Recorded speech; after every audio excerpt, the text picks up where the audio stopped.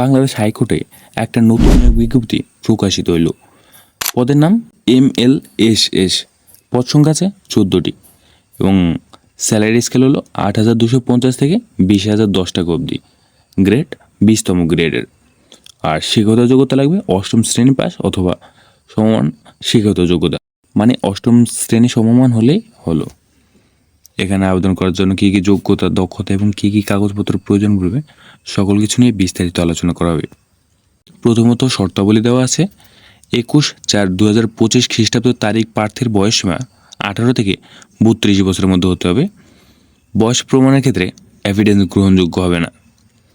এবং 2 নম্বর আছে সরকারি, আধা সরকারি ও স্বায়ত্তশাসিত প্রতিষ্ঠানে কর্মরত প্রার্থীকে অবশ্যই যথাযথ কর্তৃপক্ষের সম্মতিতে আবেদন করতে হবে এবং এ সংক্রান্ত অনুমতিপত্র মৌখিক পরীক্ষার সময় প্রদর্শন করতে হবে। এবং এরপর আছে অনলাইনে আবেদন পূরণ সংক্রান্ত নিয়মাবলী ও শর্তাবলী।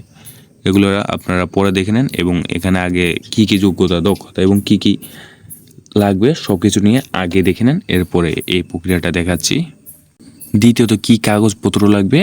প্রথমত লাগবে প্রার্থীর সকল শিক্ষাগত যোগ্যতার সনদপত্র, প্রযোজ্য ক্ষেত্রে অভিজ্ঞতা সনদপত্র সহ।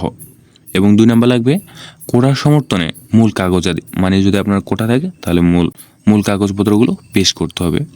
এবং 3 নম্বর আছে প্রার্থী যে ইউনিয়ন পরিষেবা এর বাসিন্দা সে ইউনিয়ন পরিষদ চেয়ারম্যান, পৌরসভা মেয়র বা কাউন্সিল কর্তৃক প্রদত্ত নাগরিকত্বের সনদপত্র।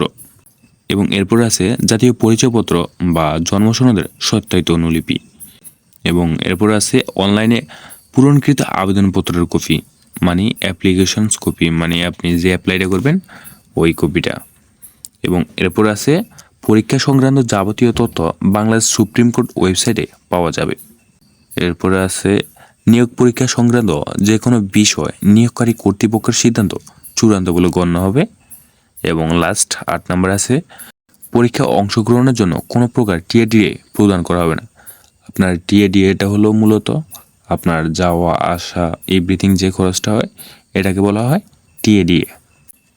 এবং এখানে বিশেষ দ্রষ্টব্য দিছে প্রার্থী কর্তৃক প্রদত্ত কোনো তথ্য বা দাখিলকৃত কাগজপত্র জাল, মিথ্যা বা ভুয়া প্রমাণিত হলে কিংবা পরীক্ষার নকল বা অসৎ উপায় অবলম্বন করলে সংশ্লিষ্ট প্রার্থীর প্রার্থিতা বাতিল করা হবে এবং তার বিরুদ্ধে যথাযথ আইনানুগ ব্যবস্থা গ্রহণ করা হবে। এবং এখানে আবেদন প্রক্রিয়া দেওয়া আছে, সেটা আপনারা দেখে না।